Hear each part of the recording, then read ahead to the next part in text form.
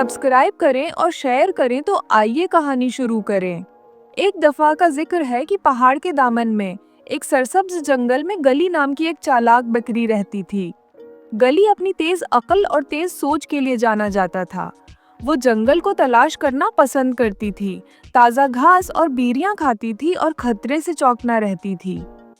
एक गर्म दोपहर गली ने लकड़ी के एक तंग पल को अबूर करने का फैसला किया, जो एक गहरे, तेज बहने वाले दरिया पर फैला हुआ था। दूसरी तरफ वो जानती थी कि एक घास का मैदान है जो मज़ेदार लौंगों से भरा हुआ है। लेकिन जैसे ही वो पल के बीच में पहुंची, वो अपनी पटरियों में रख गई। दूसरे सिरे पर एक बड़ा भूखा रीछ खड़ा था। इसकी भूरी खाल सूरज की रोशनी में चमक रही थी और उसके होंठों को चाटते ही इसके तेज दांत चमक रहे थे। आह, एक रसीली बकरी, कितना बेहतरीन खाना है। रीछ बढ़िया, इसकी गहरी आवाज पल भर में गूंज रही थी। गली का दिल धड़क रहा था, लेकिन वो घबराई नहीं। वो जानती थी कि फिरार होने के लिए उसे अपनी अक्ल का इस्तेमाल करना होगा। सुकून से मुस्कुराते हुए उसने रीछ को पुकारा, आवा ताकतोर रीछ, आप मजबूत और ताकतोर नजर आते हैं, लेकिन मुझे आपको खबरदार करना चाहिए, मैं खाने के काबिल नहीं हूँ। रीछ ने मशकूक नजरों से उसकी तरफ देखा। क्यों नहीं, तुम मुझे मजेदार लगते हो, इसने करीब आते हुए जवाब दिया। गली ने एक कदम पीछे हटाया, लेकिन अपना हौसला बरकरार रखा। ठीक है, आपने देखा, मैं सारा दिन सफर करता रहा हूँ और मैं जल्द और हड्डियों के सिवा कुछ नहीं हूँ।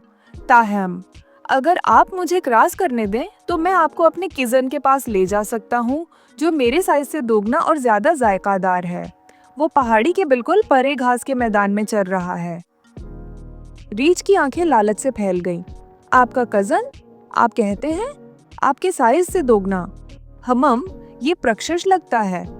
गली ने परजोश अंदाज में सर हिलाया। अवा हाँ, वो बड़ा, बोल्ड और सस्त है। वो मुझसे कहीं बेहतर खाना होगा, लेकिन आपको रास्ता दिखाने के लिए मुझे गुजरने देना पड़ेगा। रीछ ने एक लम्हे के लिए सोचा।